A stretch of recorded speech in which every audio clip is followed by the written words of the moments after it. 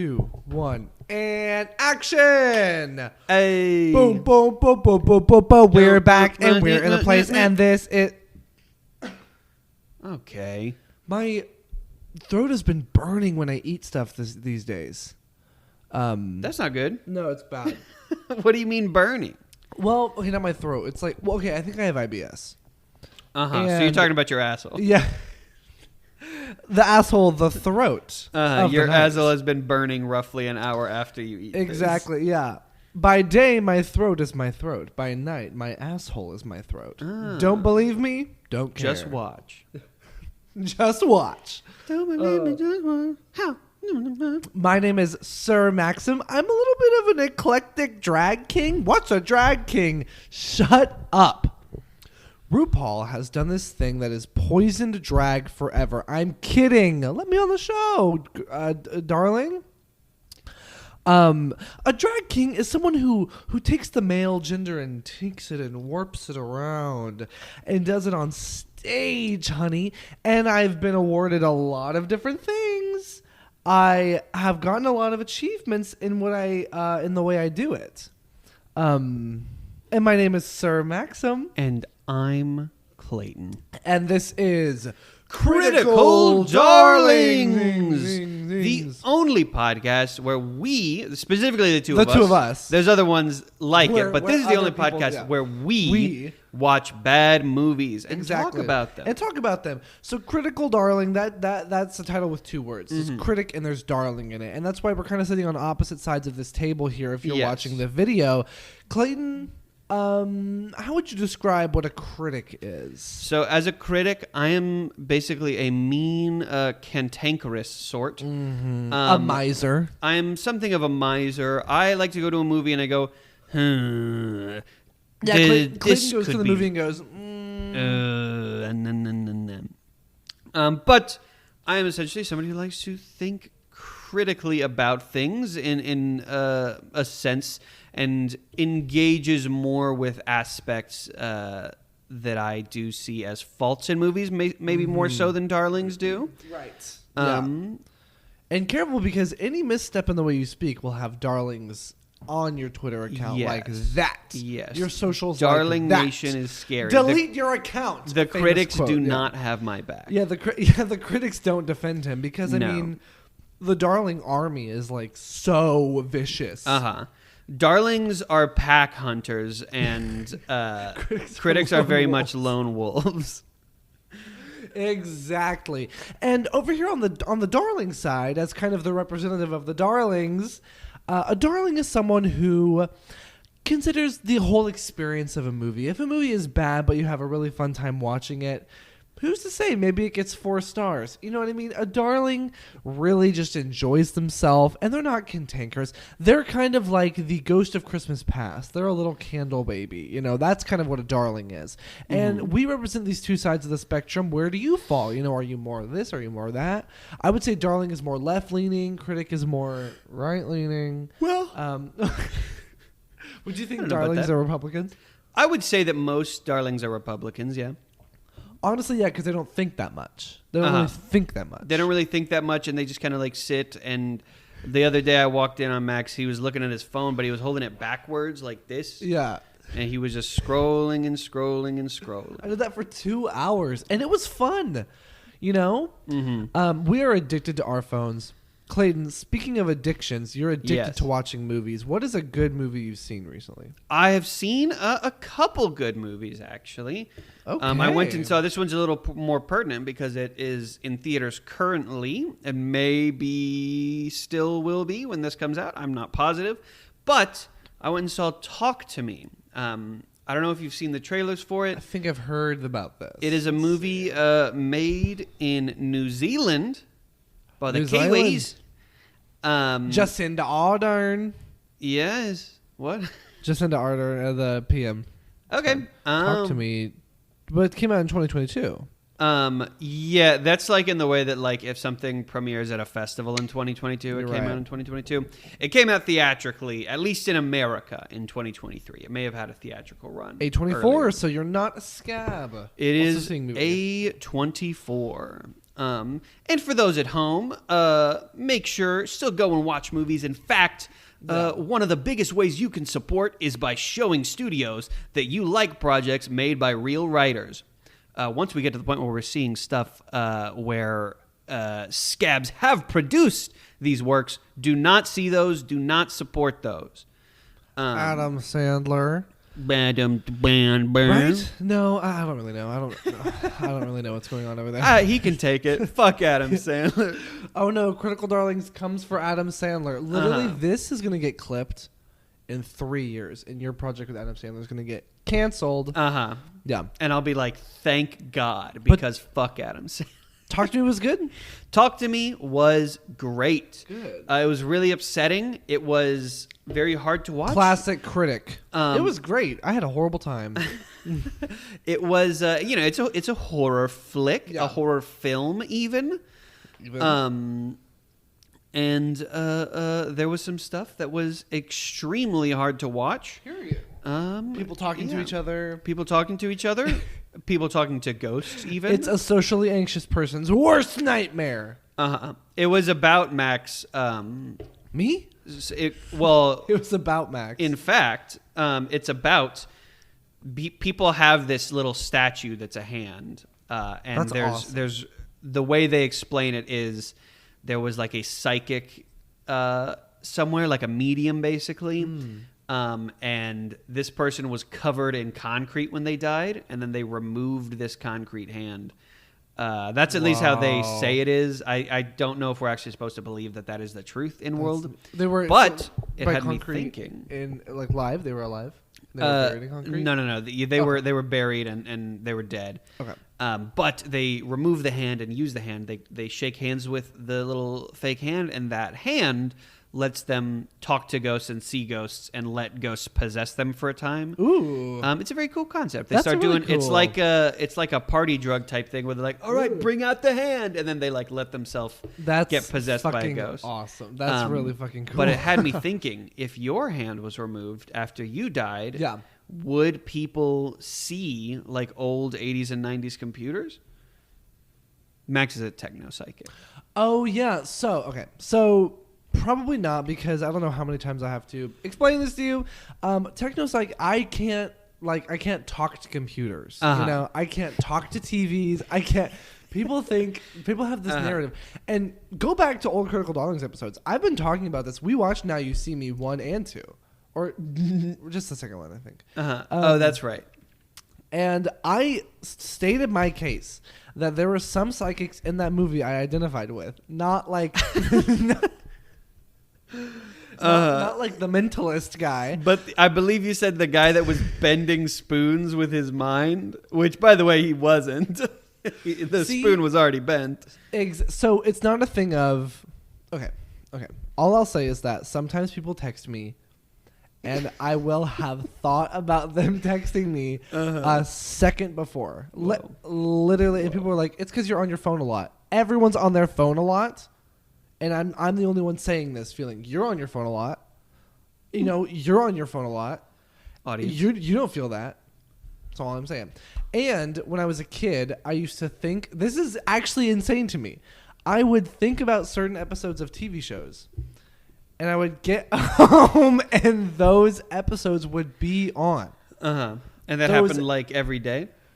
No, it's not like that. No. Like every couple weeks. I'm just saying, so everyone's like, everyone gets deja vu. The deja vu that I used to get as a kid was way more intense and frequent than other people's. And I watched this show called Tyra Banks. I think it was Tyra Banks. Tyra Banks' Psychic Kids. Yeah. I told you about this, right? There's a kid who could talk to trees. Yeah. And there was like B-roll footage of her like against a tree, and she's like, they're sad. They're like, they're screaming. They're screaming. What the fuck does a tree have to scream about? What doesn't a tree have to scream about? What doesn't it have to scream about? Global warming. Yeah. And then there was another one where this is crazy. There was a girl and her mom had stomach pain or something. And so the little girl... Was there somebody who could talk to stomach? She was a stomach psychic. They're screaming. Gastro psychic. Yeah, the stomach screaming. So the mom is sitting there, and the girl does like this to her stomach and puts it in her stomach. She's eating it all up, the greedy bastard. Exactly. And then she goes to the bathroom, poops it out, comes back. Mom and daughter have that pain. Period. Do you know? Have you heard the explanation for what deja vu is? It's something about like neurons in your brain. Yeah, the way I understand it, and I'm not a smart guy. Oh, here he goes again. The way I understand it is that your like kind of the memory part of your brain, scientifically speaking, the memory piece is gets like slightly out of sync with the way you're perceiving things in real time. So things are registering for you like a second after you are like remembering them. And so your brain is remembering things kind of like right before they are happening for you. I think that's interesting. No. Okay. You sound like my dad because when I said that I was psychic, he sent me an article on deja vu. And he made me read it with him because I was like 8 or 9. And he was like, deja vu just means that you're really smart or something crazy like that. Deja vu just means you're really smart, which is also the same argument that my therapist made when I was like 9. All people who don't have your best interests at heart. You, my dad, my therapist, yeah, they're out to get me, dude. We're out to repress your psychic abilities. So what's another movie you watched? And let's hope it's not about another thing I hold dear to my heart. I watched Drag City. Attack of the Killer Drag Clowns. There should be more movies about drag, and there's not. I agree. You know, John Waters, like, I want to watch a lot more of his movies. I still haven't seen a lot of things Divine was in, but, like, there's just so many B movies from that period that I feel like I will find out for the first time, like, because I see a clip of it on TikTok or something. And I'm like, how do I not know about this movie that, like, takes place in the Wild West with Divine singing a song as a tavern wench? It's like, what? This is awesome, you know? I had a dream that I think would be a very cool drag movie. I had a dream that there was like it was like a post-apocalyptic Austin. That's all. Your dream. And it was like it was like Game of Thrones, but all the drag queens had become like the iconic figures. Awesome. And so it would be like Bridget Bandit has like this wing of Austin. Oh, fuck yeah. And I'm like her little and lackey. Yeah, you were like Sir Maxim, the prince of the bandit territory or whatever. Yeah, and I'm like, you can't get in here, bitch. I don't really remember what happened in it, but crazy shit went down. But crazy shit went down. That would be awesome. But I also saw Amadeus. Is it new or is that's not new? Right? It's not new at all. Luke and I went to see it at the Paramount, courtesy of friend of the show Garrett Buss. 1984. Yeah. Cynthia Nixon's in it. It's really old. F. Murray Abraham is in it, of White Lotus fame. Guy. That guy, Jeffrey Jones, from Howard the Duck, and also from child pornography charges. Yeah. His part in it is pretty funny. But I was like, oh, that guy. And then I was like, ooh, that guy. But oh my god! Well, the movie is amazing. Good enough that you will almost certainly be seeing it at my 100 Billion Movies breakdown. Really, that's great. Oh yeah, that's amazing. It might be pretty high up on the damn list, even. I low key feel like I watched this in like music class. Is it inappropriate? Slightly. There were titties in this one. However, I think because we saw the director's cut, I think that they were only in the director's cut, from what I understand. Okay. But I think it's probably inappropriate for like nevertheless. Kids. You know what? No, I don't think I saw this. There was like another movie about like Beethoven or like Bach, so like something that we watched like in elementary school.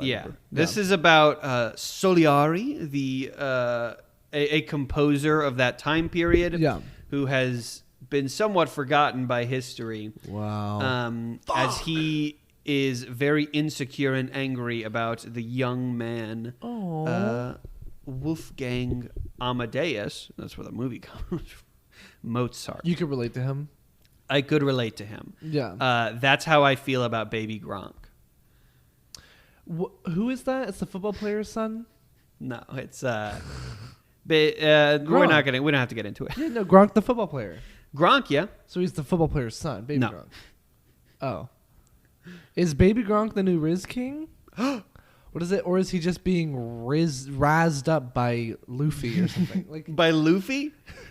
Monkey D? Yeah, Monkey D. You love it. Third movie. Oh, shit. Actually, I watched Who Framed Roger Rabbit. That was like pretty recently. Yeah. But I don't think we've recorded since then, right? Yeah, because you and Ellis are going to be the two. Because we are going to be two characters from that for Halloween. I'll let the people at home put together the rest. It's crazy that people have been asking me, like, what are you going to do for Halloween? Like, what are you going to wear for Halloween? And I'm just like, every day is Halloween for me. Like, Halloween holds no... I like the spooky factor, but the dressing up aspect does nothing for me. Like, but you don't want to take those, like, the dressing upness that you already do and, like, turn it up to 11, like do something crazy. I think I do, because I also don't do a lot of horror stuff, and I want to do more horror stuff. I have this idea, don't steal it, to do like a full top to bottom like football player outfit, and stone it completely. Maybe have my name on the back, like a full jersey, like full. I'm like a quarterback, and then totally like distress it, put blood all over it, and be like a zombie football player. You know, like, nice, and like have like a bite taken out of it or something like that. That's awesome. When are you going to do? Everybody's been asking about this. People have been stopping me on the street and been like, "You know, Sir Maxim, right? When is he going to do Robbie Rotten?" That's a good point. So this is what I feel. I love doing more niche characters like that and more meme characters. I think I could only really do it for like TikTok. Because I did like a number to it in the past, and that was like fun. But I don't think I would ever do it on stage unless I was at like a really specific show. Because I feel like 90% of the people in the crowd would not know who it is. And the 10% who would love it. But it's like, yeah, are the 10% paying my bills? But that's a whole conversation about palatability, which I don't want to get into. The movie I watched yesterday was Red, White, and Royal Blue. Oh, yes. And I thought that it was like if you asked ChatGPT to make a rom-com based on the first 5 minutes of gay porn. But I didn't hate it. Okay. Because you love the first 5 minutes of gay porn. It's my favorite part. No, it was fully like... It truly felt like Wattpad. Like a fan fiction. Every line was so... exactly what you would expect from the movie, but I didn't turn it off. If that tells you anything, I am very quick to turn off a movie. I also think, now this is crazy. Okay, so I go back and forth about like only like just not taking in like too much like mainstream movies or culture, because I feel like I don't know, waters down my like weird brain sometimes. But then a lot of times I find like with that stream, like that thought, I kind of become like a cultural like recluse sometimes, and I have like no idea what's going on in terms of pop culture. And I don't think I as a person need to know what's going on all the time, you know? But I really like knowing what everyone else is talking about, you know what I mean? And like seeing what movies are popular. And I think I've lost a lot of that over the past like 6 months or so, because I've just been busy. I deleted Twitter, so I wouldn't see a lot of updates about things unless they were like somehow snuck through my TikTok algorithm, you know? But you know what I mean? Like I've just like been intentionally avoiding things that other people watch sometimes for like whatever reason, and I don't think I want to do that anymore. I think I want to go back to seeing all the popular things again, just to have my finger on the pulse again. Hell yeah. Does that make sense? Yeah, I get what you're saying. I go through phases of doing that, you know. I don't think one way is better than the other, but I'm like tired of the recluse, and now I want to be back in it. But I'm sure I'll get tired of that eventually, so I just go back and forth. Oh, you know a fourth movie? Just real quick. I'll make this one so quick. Theater Camp was fucking so good. Is that new? I'll look it up. Yes. It has Ben Platt, Molly Gordon. I've not heard of this at all. Ayo Edebiri. It's got what's her face? Who plays Princess Carolyn? Oh, Amy Sedaris. Amy Sedaris is in it. The guy from American Vandal. Noah Galvin. Patty Harrison. Yes, Patty Harrison is in it. She's great in it. I have heard of this because I saw Patty Harrison talking about it. I love Patty Harrison. I'm so happy that she's getting more like just opportunities in general, because to me, I think she is one of like the Number one, people who she just never waters down her Instagram. Mm-hmm. She's like fucking insane, and but she doesn't change herself to be like more like, you know, I guess the word is palatable. Yeah, and period. Yeah, she was amazing in it. The movie is great. Yeah, made me cry. Aww, that's sweet. Made a little tears come down my face. Speaking of crying, this Monday, I guess by the time you're watching this, it's probably going to be, it'll have just passed. But this Monday is week 1 of the Grackle Games finale. Boom, boom, boom. Whoop, whoop. It's divided into 2 finales. There's the top 4. Myself, Riot Girl, the Queen Fantasia Wood from San Antonio, and Iggy Bank. And myself and Iggy Bank have our finale on 9/11. Don't mention it. And Fantasia and Riot Girl have theirs this Monday. And after me and Iggy's finales, they will crown a winner out of the 4 of us. And so right now I'm in this intense finale brain mode. Everything I'm doing is, you know, just like based around that. But come 9/11, it'll all be done. Hell yeah. But yeah. So I'll either cry with joy or cry with anger. No, I feel good. It'll be exciting. It'll be very fun. But that's what my whole life has been. Next week we should watch the Robert Pattinson movie. Where the twist. Do you know about that? Oh my God. Jesus Christ. Man. Jesus Christ. Did I tell you about a close friend of mine who thought that 50 people died in 9/11? Was that person ever on this podcast? Who's to say? Who's to say if they were or weren't? Speaking of this podcast, every week, Clayton and I. Oh, that scared me. Men yelling, I was pissed off. Out. I was angry. He was mad. Sorry. Men screaming. It's like, you don't need to do that. Whisper. A man whispering really angrily. That is scarier than any yell. Yeah, a man is better seen than heard. And I don't even like to look at them very much. I guess that's true. Do you feel like you are, like, manly? In some ways, yes. Yeah. I don't have a lot of UFC fondness for masculinity. Right. I've never felt a connection to masculine. And for a while, I was kind of avoiding, like, trying to be masculine. In high school, especially, I had a lot of my friends and people near me were just horrible, horrible examples of masculinity. And I didn't really see any positive examples of that until college. And so for most of high school, I was mostly just hanging out with women, which honestly probably did me a service in life and for the person that I ended up being. That's true. That being said, I feel like these days, I have kind of embraced masculinity a little bit and become a little bit more manly, quote unquote. I can change a tire. I can pick up heavy things. Period. I can hit things really hard. That's what's so nice. Yeah, growing up, same. I like avoided the idea of masculinity because just because of toxic masculinity and patriarchy and stuff. And like as a gay man, I always felt like isolated from that and stuff. Mm-hmm. So I would avoid it so badly. And so all those things associated with masculinity, like handiwork, you know, changing a tire, like any like construction, any kinds of like things like that, I would just be like, oh, I don't do that, like, because that's like a masculine thing. But it's so liberating to be like, oh no, I am my own idea of masculinity. I am like gay and feminine in a lot of ways, and I can do all these things too that like traditionally only men are allowed to do. Like literally, like change a tire. It's like, what? Like that's so dumb that we associate that with like only something a man can do. Yeah. You know.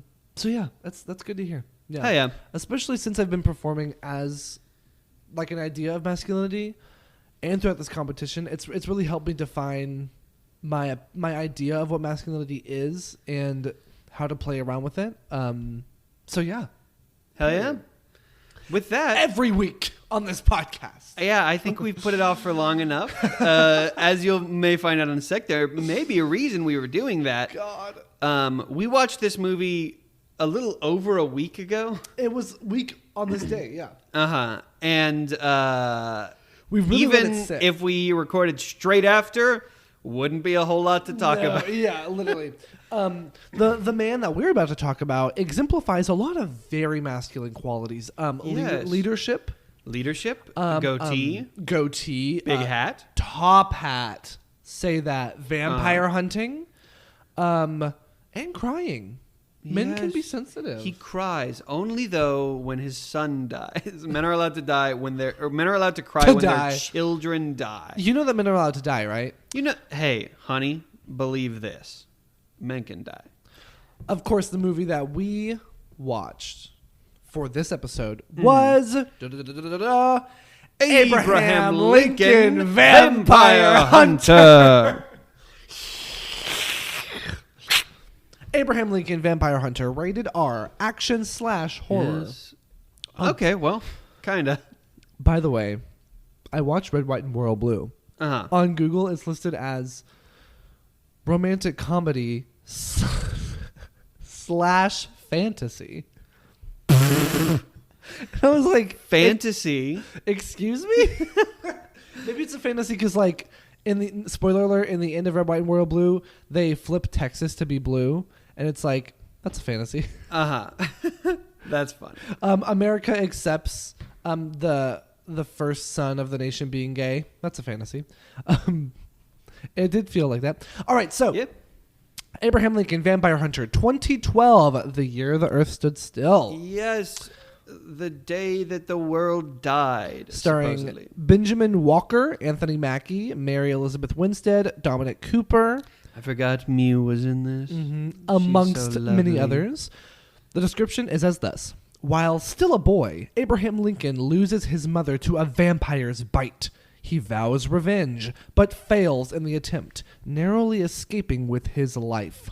He is rescued by Dominic Cooper, a charismatic vampire hunter who instructs Abe in the fine art of dispatching bloodsuckers. Abe continues his fight against the undead well into adulthood and his presidency, making a last stand against the ultimate vampire foe on the eve of the Civil War's defining battle. Bum, bum, bum! The budget was, what do you think? $15. No. Probably like $100 million, couple hundred million. 69 million. 69 million. Okay. Yeah, that makes sense. That feels good to me. Yeah, that checks out. Yeah, the film was produced by Tim Burton, and it's adapted, right? And was adapted by adapted from a book. So based on the novel of the same name. Abraham Lincoln, Vampire Hunter. I think for this movie and that book, I thought for some reason there was like a legend that he was a vampire hunter. I think the book 100% completely made that up from scratch. I thought like there was like some old folklore like legend or something about it. I didn't realize that. I could have sworn I saw like a photo of like Abraham Lincoln's old like vampire hunting kit, or like heard that he was like superstitious or something like that. I swear, but nope. Yeah, it seems to me that all you see is Abraham Lincoln. Lincoln on TV. If he was here today, he would be president. True. But seems to me that the way that they got to this movie, this story, is they went, hey, what's something stupid we could do that would be like kind of a stunt? And it's like, what if it was about Abraham Lincoln and Abraham Lincoln was a vampire hunter? This movie is not served in any way by this vampire hunter character being Abraham Lincoln. He doesn't act like what you would expect him to act like. There's no reason for it. I love it. I love it, love it, love it. Like I love the idea of Abraham Lincoln fighting vampires. I just am in love with that idea so much. And I also don't think. Okay, I think it could have been way more fun and campy. This is also 2012, kind of. I think in the beginning of like the gritty movie. Like, what if this was badass? Like, comedy sucks. I also don't know if it would have been better with any humor in it. But I do enjoy the fact that he was a vampire hunter. I don't know why. I don't know. It's just so campy. Sure. Yeah. It's interesting. What did you know about Abraham Lincoln before this movie? I knew that he could tell no lie. I knew that's George Washington. True. I knew, but he is honest. He's honest Abe. I knew that he had a big top hat. I knew he was very tall. I knew goatee. I knew that he wrote the Emancipation Proclamation. Say that. I knew that he wrote the Gettysburg Address. He was all like 70 years ago. Period. He had a monocle and a little like walking stick. And if you passed go, he would give you these big payouts. Oh, true. Yes. Monopoly Man. Monopoly Man. I should do Abraham Lincoln in drag for something. Honestly, yes. That would be like iconic. Like, because he's just one of those people, for whatever reason. Like, I don't know. I guess like he did have kind of like a quirky, iconic look. Men are so not allowed to be quirky. So Abraham Lincoln capitalized on. He's like, what's the quirkiest thing I could do? Okay, giant top hat and like a big beard. And like, and they're like, okay, like, and he's immediately iconic. Like, did he even wear it that much? I think that's just what people wore back then. I don't think he was trying to stand out. To be quirky. I swear I saw everybody back then was wearing like flannels and jeans. Yeah, he was tank like, tops. I'm like, going to stand out. I want to do something to make myself cool. So I read this book about Abraham Lincoln when I was a kid, and about how he got. The only thing I really remember is that he got into like a street fight, and that he would do these like, he was lanky, so he would like essentially do like a coffee grinder, you know, coffee grinder, like in breakdancing.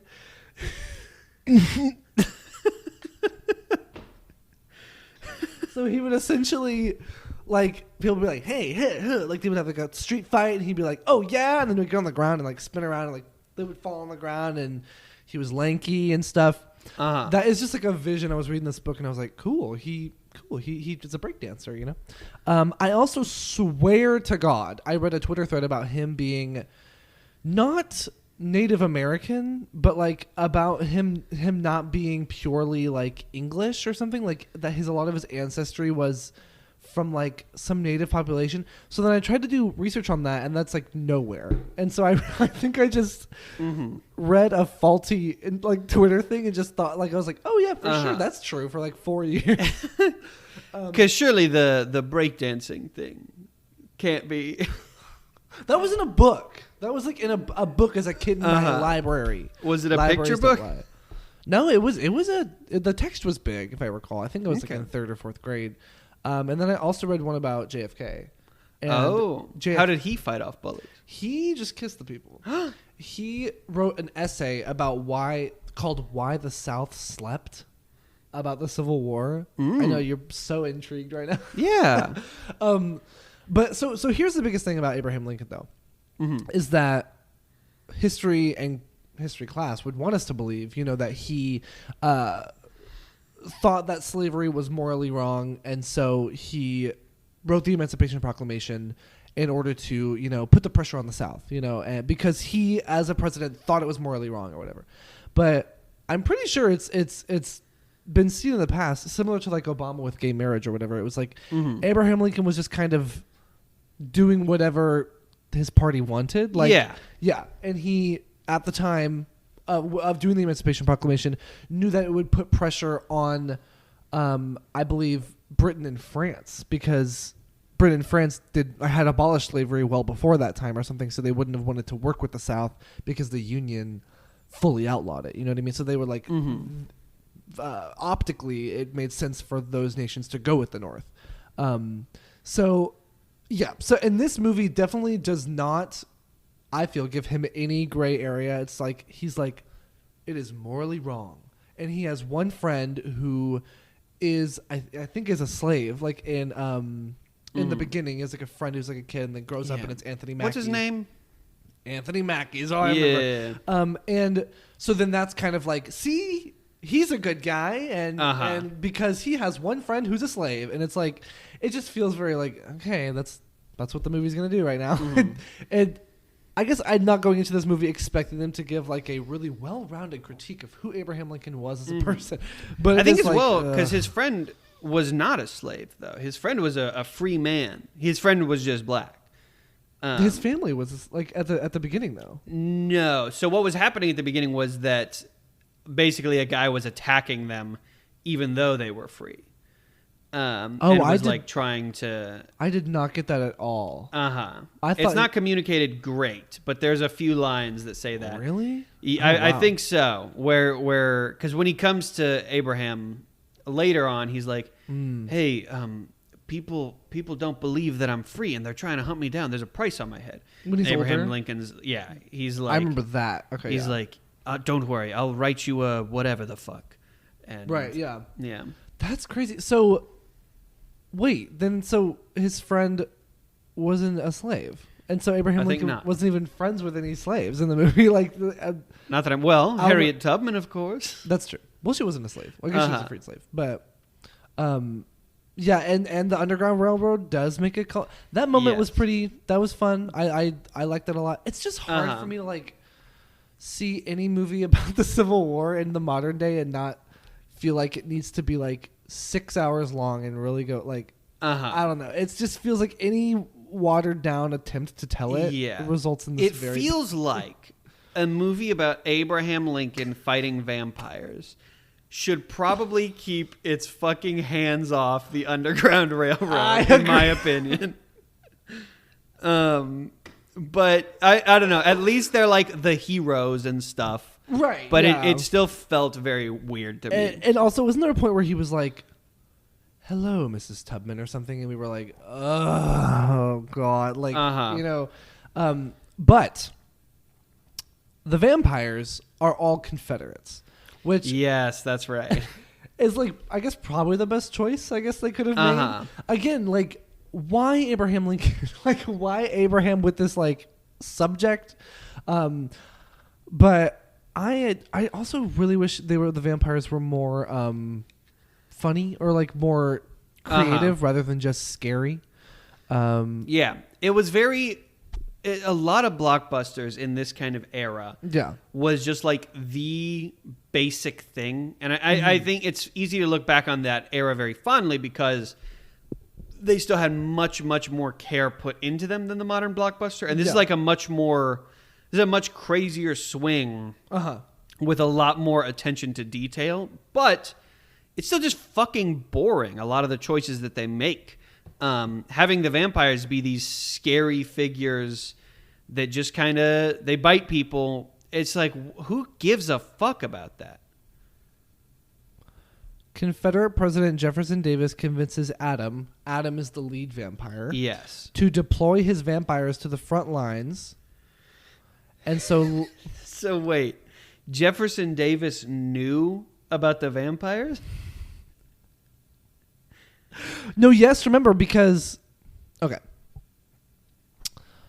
Lincoln's election as the President of the United States, he moves to the White House with Mary Todd Lincoln, where they have a son who later dies at the hands of the sexy female vampire. Is that what it says? Yeah. Okay. No. Confederate President Jefferson Davis convinces Adam to deploy his vampires to the front lines. Lincoln orders the confiscation of all silver melted to produce silver weapons and silver bullets and stuff like that.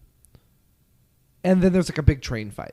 So so Jefferson Davis, the president of the Confederacy, is aware of the vampires and uses that to his advantage. Which is insane. But also, I do like the big swing of that. I want to say, hey, that's fun in a way, you know? Yeah. Go to the front lines.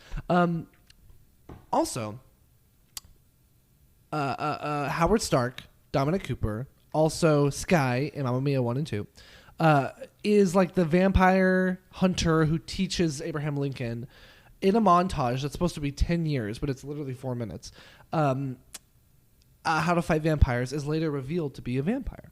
And it's a big betrayal moment because Lincoln like can't trust him because a vampire, you know, killed his mother. So Lincoln in that moment makes a judgment about a whole race of people, like vampires, based on like one bad experience with a vampire. Yeah. Which we thought was very hypocritical. His whole thing is that he's like the most not racist guy ever, and he finds out that this guy who's been nothing but kind to him and hasn't hurt anybody is a vampire, and is like, "You're disgusting. Your kind is horrific." And it's like, surely he knows. Yeah. And even then, when he has his come to Jesus moment, it's not like I looked upon you wrong. It was more like, I guess you're one of the good ones. I guess you're not so bad, but you're still disgusting. Exactly. It would have been so much more interesting if they were like, oh, vampires aren't monsters, just these like 15, 20, 30 vampires are evil monsters. There's a lot of them who are just fine, and they're just people too, Yeah, because Abraham Lincoln, Mr. I'm super open-minded and not racist in this movie, but Mr. like champion of equality according to this movie, immediately is like, this one vampire was mean to me, so I'm going to kill its entire species. Not cool, Abe. So, he wins. The vampires die, or the evil vampires die. Dominic Cooper is the one living vampire who's good and lives. The war is over. He gets reelected. Then 2 years later, April 14th, 1865, a date that will live in infamy. Lincoln celebrates the end of the war as Dominic Cooper informs him that the remaining vampires have fled the country. And then he keeps being like, we can see... It's like the most corny thing in the world. Like, Lincoln's like putting on his coat and we're like, no, Lincoln, no. Where are you going? Where are you going? Where are you going? Why are you dressing so nice, Lincoln? Exactly. And Dominic Cooper's like, I could bite you and we could fight the evil vampires together because the vampires are not going to go away. They just ran away for now. And we really thought like it would be really cunt if like he fakes his death and to this day is still fighting vampires. I feel like that would be such a slay moment. Yep. But alas, he's like, no, Dominic Cooper. And then Mary Todd's like, Lincoln, we're going to be late for the theater. Sweetie, have you seen my top hat? I need my big shiny top hat. It's on your desk, literally in the most obvious place. Yeah. Which we saw him like check a couple times too. Where's my only defining wardrobe trait? Oh, it's in my defining presidential spot. That makes perfect sense. He goes, gets his top hat, leaves, and then Dominic Cooper's like, will he ever learn? No, he won't. Bam! Shoot. Yeah. Gets shot by an actor, an artist. Uh-huh. And I want to see John Wilkes Booth President Hunter. Bring him back. Make him a vampire. Make him kill. Low-key would have loved whoever the president is today. I don't pay attention to that stuff. I would have loved if, kind of like at the end of The Dark Knight Rises, like he shoots Abraham Lincoln, walks down the stairs, leaves the theater, and the person at the door says, "Hey, what's your name?" And he's like, John Vampire. And then he like puts his hood up, and then he says, "Oh, John Wilkes Booth. I am a vampire. John Wilkes Booth." Do you know how like he like jumped? He shot Abraham Lincoln, like jumped onto the stage, and like broke his leg, and then ran away to a barn, and then they like set the barn on fire or something. He's a mastermind. He knows how to do it. You know how I wish this movie ends? Because obviously it kind of zooms out and we see the Washington D.C. We see the Washington Monument, and then it turns to the statue of Lincoln. I would have loved it if we get that. We turn around, we look at the statue, feet normal, we're panning up, we're looking at it. The face, a monkey face. That crossover. Would be Tim Burton's Planet of the Apes. Insanity. Clayton, do you want to play a game? I would love to. Okay, so we have Abraham Lincoln. Yeah. Vampire Hunter. Yeah. Make a title for all of these presidents I'm about to tell you. Okay, so let's just do it. Sure. So there's Abraham Lincoln, Vampire Hunter. George Washington, Bigfoot fight. Oh, that's good. That's pretty good. Millard Fillmore, the man who wasn't there.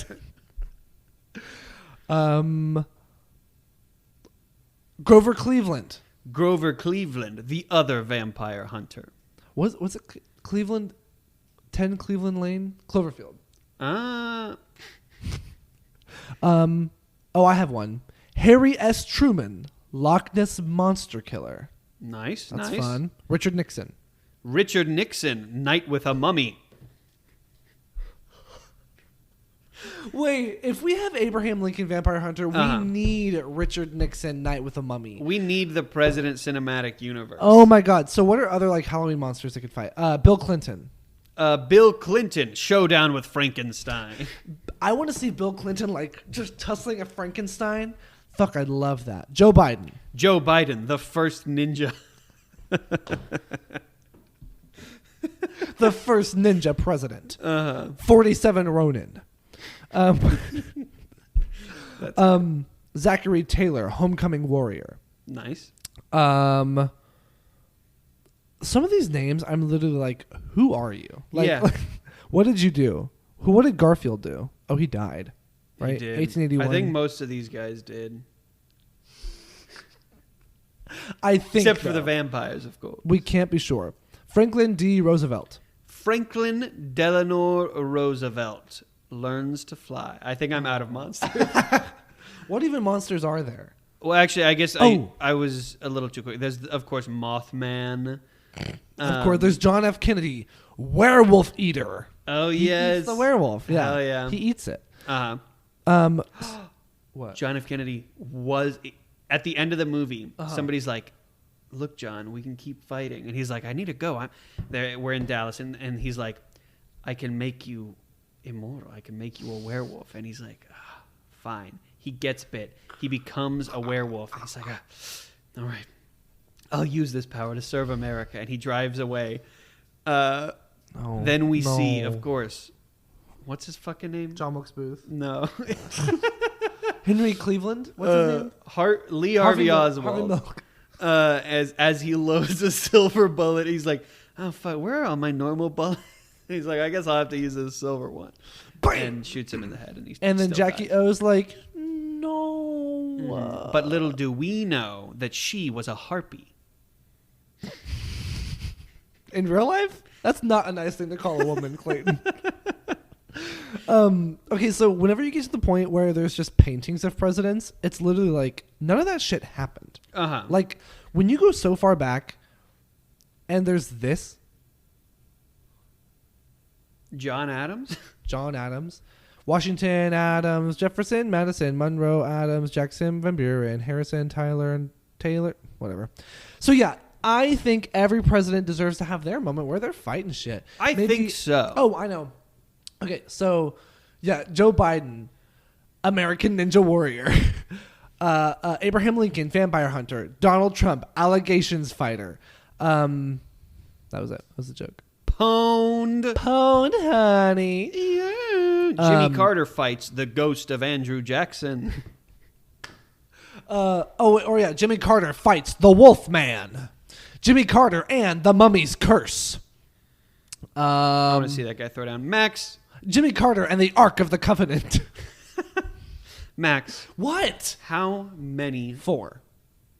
Nice. Yeah. What are we giving them? Little vampire teeth? Fangs. Fangs. 4 fangs. I will give this 2 fangs out of 10. Okay, just the top half, baby. Yeah. Or just the left side. Both one left on top, one left on bottom. True. But with that... Period. That is the end of us talking about this stupid fucking movie. I'm glad we watched it, though. I need to add it to my list. Yes. And what we do on this, I don't think we've gone over this, but what we do on this podcast is we surprise each other with films. Period. Last week, we spoke about Diary of the Dead upon the recommendation of Sir Maxim here. I then went, hey, you're going to recommend Diary of the Dead? I know something else that's kind of dead. I made us watch Abraham Lincoln Vampire Hunter. All right. Max, keep in mind, whatever movie you pick, this episode is going to be releasing the day after 9/11. I think we need something feel good. Okay. Because that 9/11 day is going to be so insane. Everybody's going to be so sad. Yeah. And by everybody's going to be so sad, I mean the other 3 people in the competition with me because I'm going to win. Wow.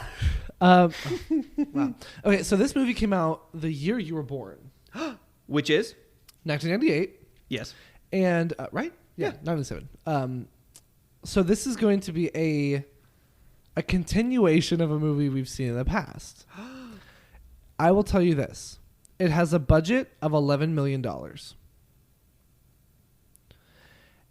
multiple actors played the main role.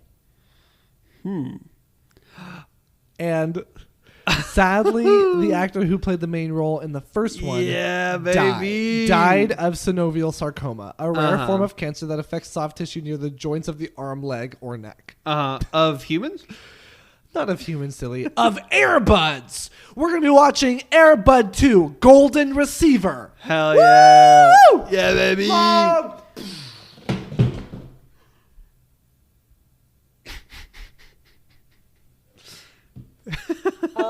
But come back for more next week.